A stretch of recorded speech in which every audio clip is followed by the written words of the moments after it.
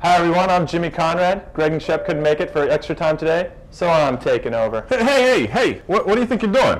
I didn't think you guys were going to be here today. Our show. Yeah. Are you big timing us? Because you're a U.S. international and I only played 5 times in MLS? Is that it? You know Shep played with Pele? I mean, who's Pele? That was before you were born, Jimmy, but we'll let you be a guest on the show. Do you want to be a guest on the show, Jimmy? If I have to. If you have to. Jimmy Conrad's a guest on Extra Time, next.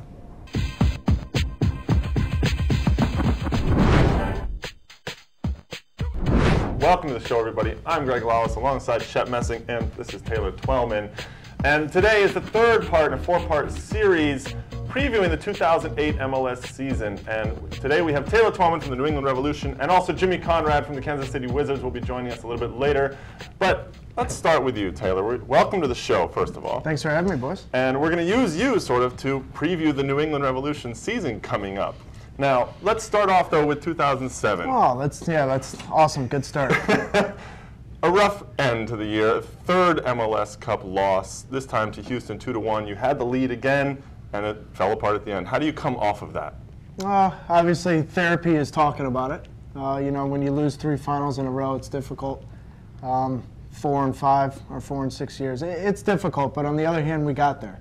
You know, and if we could say anything, we've been one of the more consistent teams in the league, and that's our goal for 2008. Well, certainly consistency has been a big part of the New England Revolution over the years. You know, you have that core spine up there with Matt Reese and now Michael Parkhurst and Showery Joseph and Lorenowitz and Ralston and yourself up top. That's obviously one of the strengths of the Revolution. Do you see that again being important for you guys in 2008?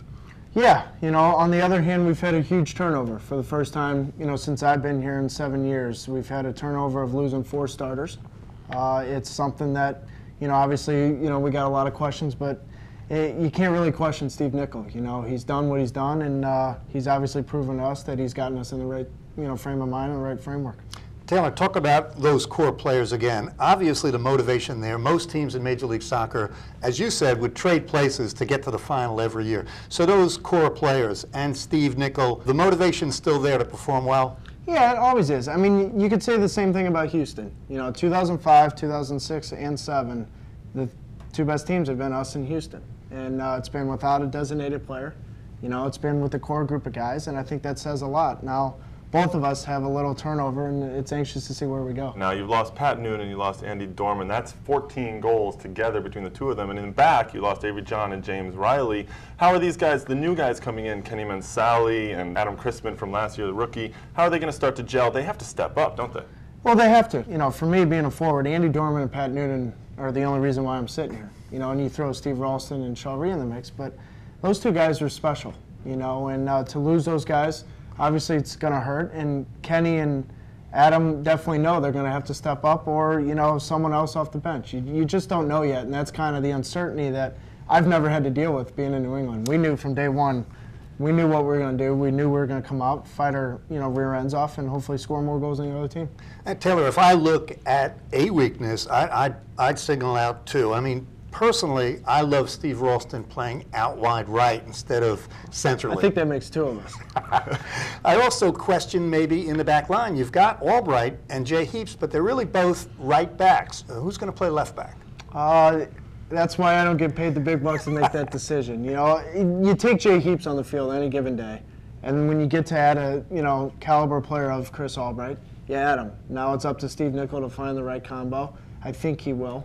On the first note, you know, Steve Ralston has made a name for himself on the right flank. So for me, you know, I've made a great living off of him on the right side, so I kind of hope he ends up out there even if he's playing in the middle. I keep telling him, just go out there and hang out for a little bit. But we'll see. You know, you got to make what's due with what's on the field, and hopefully we got 11 guys on the same page. Well, Taylor, with all due respect, I actually think that the key player for you guys this year is going to actually be Kenny Mansally. This is a guy who I think can step up, former under-20 with the Gambian national team. If he has 7 goals to complement what you're probably going to go 15, 20 goals this year, right? You have 91 total. I don't know. I might need to call Noonan. So. But I think that Kenny is going to be an important player for you guys, and as a support role for you, I know Shep actually disagrees with me on who is the key player for you guys this year.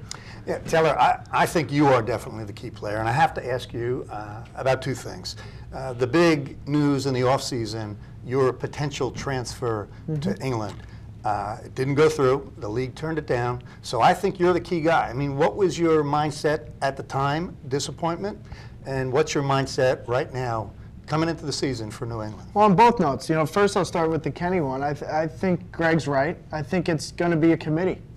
I really think this year, more so than any, it's going to be a committee of all of us, including myself up front, that's going to have to somehow find a way to score goals. It may be Kenny, it may be Adam, it may be Kelly, it may be someone we don't even know about yet. It's got to be all of us together to try to score goals.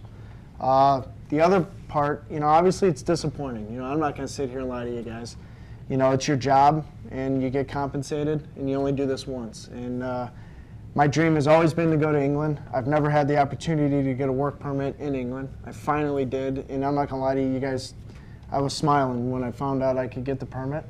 And to not go, not just for the fact that you're going to triple your salary and do that, but I think that league suits me, bumping heads with defenders and tackling them and getting in front of the goal and trying to score a goal, But my pride and soul has always been with the Revs, so as long as I'm in MLS, I'm going to be here. Well, we always end this the same way, and we're going to end it this time, though, asking you rather than Shep. The New England Revolution will win the MLS Cup finally if we don't play Houston or LA in the final, and the night before the game, we all go out till 4 in the morning and say, screw it, let's just try to score 6 goals and win. Well, you heard it right from the source, right there. Taylor Twellman, superstar for the New England Revolution. Thank you very much for joining us, and good luck with the 2008 Thanks for season. having me, guys. Thanks, Taylor. We're joined now by Kansas City captain Jimmy Conrad to help us with the preview of the Kansas City Wizards 2008 season. And Jimmy, let's start off with, well, first of all, welcome to the show. Thanks for having me. No problem. And I'm a big fan. Oh, big fan. That's good. You're the one. So in 2007, you guys made the playoffs for the first time after missing for 2 years. And, you've got some momentum now going into 2008. How do you feel coming off in 2007? I feel pretty good. I think the most important thing is that our staff has had a year under their belt.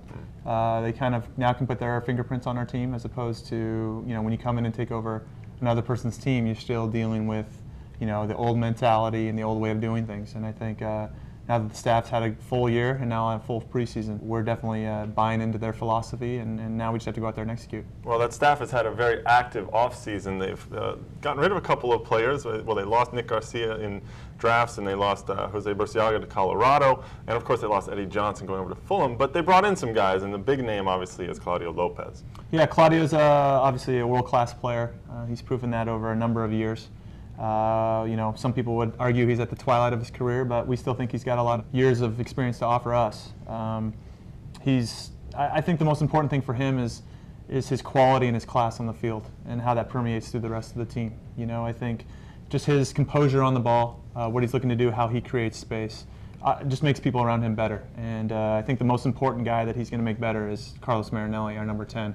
Carlos has got a wealth of ability. I think the knock on him is that sometimes he's not as focused as everybody would like him to be. But I think when you put somebody of Claudio's magnitude in front of him, and somebody of Claudio's stature, telling him, hey, this is how it's got to be, right, it's just going to hopefully bring out the best in Carlos. Jimmy, when you talk about the strengths of the team, I mean, I'll circle back to the guys up front. I think Hartman and yourself are a strength, but Marinelli, Claudio Lopez, now Trujillo. How does he fit in? You also have Scott Seeley up there. So in the attacking third, how does the chemistry look? Right now the chemistries look good.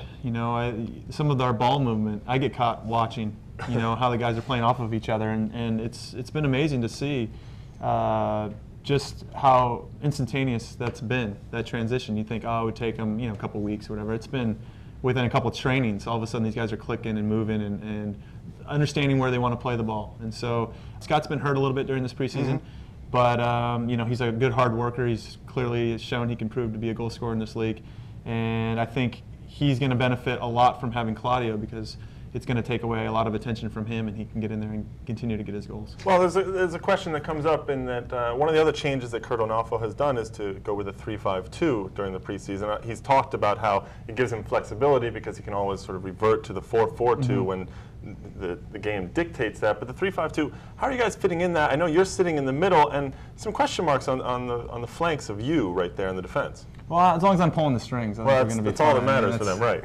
Do we even need to argue anymore? It's like where you go when you're in attack for a 4-4-2. Right. And so, you know, it's just putting people in good spots, automatically putting them in good spots, as opposed to the 4-4-2, where you kind of have to work to get into a 3-5-2. You know, we have some guys that are going to fit in. We have Tyson Wall. It's his 3rd year in the league.